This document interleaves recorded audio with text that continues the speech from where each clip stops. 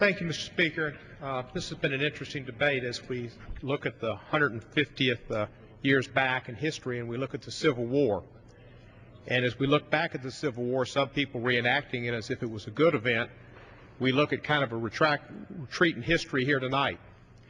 It was 1965 when Griswold v. Connecticut in a 7-2 Supreme Court decision said that it was Planned Parenthood could not be prohibited by the government from giving contraceptive advice to married people.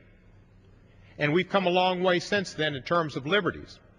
And I'm kind of surprised as we get here in 2011 and we look at this House and part of this House which claims to be so concerned about liberty and individual freedoms and individual rights is more hung up on the 10th Amendment and something to do with states and federals rather than the 9th Amendment and the penumbral right that gives women and individuals the right to make certain decisions. And we've got a group over here that's really concerned about earmarks, and yet what this is, I would submit, is not a bill of attainder. It's a reverse earmark, because you're saying who we can't give money to.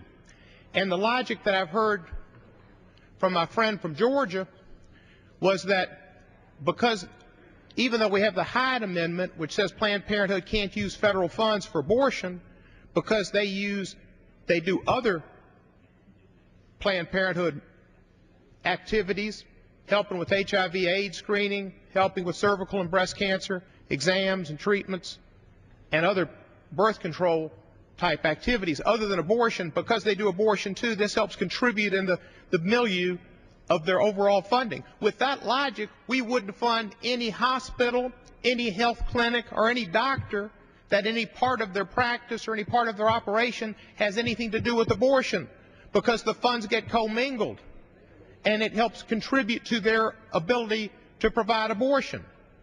So the bottom line is, this isn't about Planned Parenthood. It's not the reverse earmark that it is that picks out only Planned Parenthood, including Planned Parenthood in Memphis, Tennessee, that provides health care to over 5,000 women a year, low-income women who need information about how to plan their families other than just abstinence, that we know from Alaska to Florida has failed. This is an effort to take away from people an individual choice and to require and make the government, this Congress, big government, the decider of individuals' lives rather than giving them some choice. We have a limited amount of time. I have 5 minutes. I have a little time left. Mr. Pallone, if you'd like to take the remainder of my time, I'd like to yield the remainder of my time to Mr. Pallone so we can have an opportunity to speak.